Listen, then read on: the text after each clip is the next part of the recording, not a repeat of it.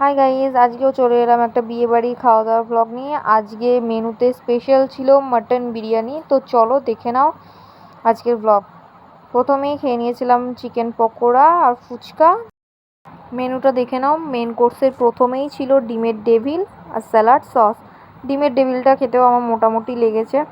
তারপরে চলে এসেছিলো রাধাবল্লভী আর চানা মশলা। রাধাবল্লভী আর চানা মশলা খেতে খেতেও চলে এসেছিলো গরম গরম ভাত, ভেজ ডাল, সাথে চিপস। আমার তো খুব ভালো লাগে। তারপরে চলে এসেছিলো কাতলা কালিয়া। মাছটা খুবই ফ্রেশ ছিল, আমারও খেতে খুব অসাধারণ লেগেছিল। তারপর চলে আসলো গরম গরম ঝরঝরে স্পাইসি বিরিয়ানি। তারপরে দিয়ে দিয়েছিল মাটন আর আলু।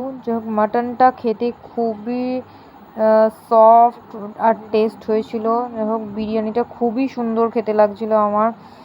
যাই হোক, বিরিয়ানিটা এতটাই ভালো লাগছিলো যে আমি আরও একটু বিরিয়ানি মাটন চেয়ে নিয়েছিলাম। সাথে দিয়ে দিয়েছিল চিকেন চাপ। তো মাটন বিরিয়ানির সাথে চিকেন চাপ কম্বিনেশনটা আমার খুবই ভালো লেগেছে। মাটনটা খুবই স্পাইসি হয়েছিল। যাই হোক, চিকেন চাপটাও খুবই সুন্দর হয়েছিল। তো বন্ধুরা, তোমরা কারা কারা আছো আমার মতো যারা বিরিয়ানির সাথে চিকেন চাপ খুবই ভালোবাসো? আমার তো মোস্ট ফেভারিট মাটন বিরিয়ানি।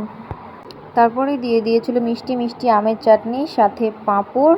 তার সাথে দিয়ে দিয়েছিল সরভাজা ও লট চমচম। যাই হোক, আমার তো মিষ্টিগুলো খেতেও খুবই ভালো লেগেছিল। তো তোমরা কারা কারা মিষ্টি খেতে ভালোবাসো একটু কমেন্ট করো। তারপরেই চলে এসেছিলো আমার ও সবার পছন্দের আইসক্রিম।